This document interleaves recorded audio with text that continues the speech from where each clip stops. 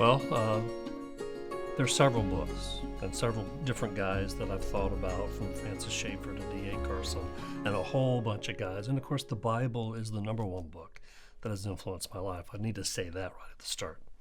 But among other books that have influenced me, I'll begin with a couple that influenced me in the first year I was a Christian. In fact, the first couple months I was a Christian that I ran across was a book that I went down to the Baptist bookstore. I was a senior in college, just been saved, and I looked at the hundreds of books on the shelves, maybe thousands. It's a pretty large store, and I asked the Lord, I was a poor college student, didn't have a whole lot of money, could you lead me to one book that I can use to grow? And randomly, I picked out Henry Morris's book, Many Infallible Proofs. And I took it home and I devoured that thing over the next 2 or 3 months. And it was basically a book on creation and evolution. And Henry Morris, who was the founder of the Institute for Creation Research, was, of course, defending the Bible. And I read that book because when I first became a Christian, I was still trying to harmonize evolution with Christianity and with the Bible. And that book convinced me that I don't have to do that, and I don't have to be ashamed of the Bible. And so since that book, I don't have any belief whatsoever in evolution and have no need for it. That was the first book. The second book that I read during that first year I was a Christian was Charles Ryrie's book, Dispensationalism Today. Later editions of it have been named just Dispensationalism. Of course, I didn't know what that was, but my church was teaching what dispensationalism was, and basically a literal interpretation, distinction between Israel and the church, and the doxological purpose for biblical history. We've talked about that before in videos before. But what that book did more than any other thing for me was it established me to follow a literal, grammatical, historical interpretation that has helped my ministry and my understanding of the Bible for over 45 years now. And so I can really come to the Bible, and I can take the Bible at face value. I don't have to be searching for hidden, secret, mysterious meanings. It's right there in the text, and I can just follow it wherever it goes, even in prophecies about the nation of Israel. So those two books, Henry Morris's book, Many Infallible Proofs, and Charles Ryrie's Dispensationalism Today, were part of my formation as a young Christian back in the middle 1970s. The third book on my list is C.S. Lewis's book, Miracles. When I was a young seminary student at Dallas Seminary, I was struggling with what's going to be my approach to defending the Christian faith. How do I do apologetics? And one of my professors, I went to see him, and I laid out my struggle with him about that, and he suggested that I read the first 5 chapters of Miracles. Now, I read the whole book, and he was on to something. But, there's some things, especially in the later part of the book, that I don't agree with. But those first 5 chapters basically dismantle atheist naturalism. The whole idea that there is no supernatural world, he just nails it, and he shows that the idea of rejecting the supernatural world is unreasonable, has no rational leg to stand on. And after reading that book, I came away, I understand that I can defend my faith in a rational, reasonable way.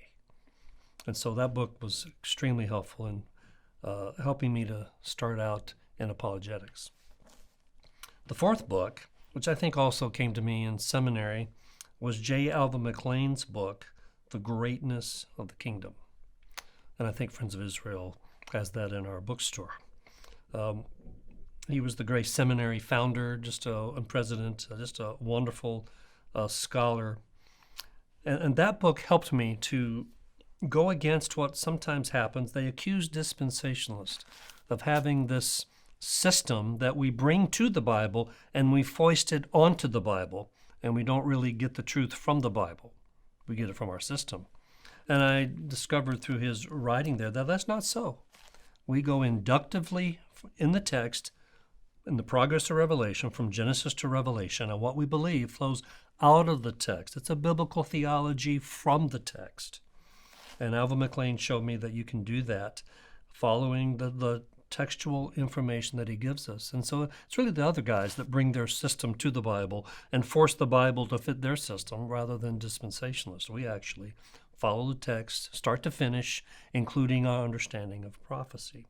And so that book was foundational for me in that regard, that I was going to be a guy who wouldn't bring my system to the text, but I would get it from the text. And then the fifth book on my list is more of a pastoral book, and that's, I was a pastor for 31 years, and, pastors fight a lot of battles. They're on the front lines of ministry. And Chuck Swindoll wrote a book entitled The Grace Awakening. And one of the battles that all pastors fight is the whole issue of people in the church who disagree with each other on many issues, and they fight each other over things. And so the issue, is a pastor a shepherd, or is he a drill sergeant? What does he do? Is he herding cats? Is he training people in boot camp? All those kind of things. And so you fight the battle of legalism and where you draw the line on all a host of issues. And so I came away, that book helped me to be a balanced pastor. And I got this from someone, it wasn't Chuck Swindoll, but somewhere along the line I got this little saying which has helped me that relates to his book, and that is, legalism is doing what other people want you to do. License is doing what you want to do. Obedience is doing what God wants you to do. And what Chuck Swindoll's book, The Grace Awakening, did for me as a pastor, it helped me to frame the issues of how grace, I get saved by grace through faith. It's grace that gets me into God's salvation, into God's coming kingdom, into heaven. But it's also grace that I live my Christian life by. And so I can't forget grace. Paul said, 1 Corinthians 15, it wasn't I that did it, it was God's grace in me that did it, talking about his life, not just salvation. And so Christians need to be those who are known for being gracious and for having lives that are filled with the grace of God, God doing for us what we can't do for ourselves.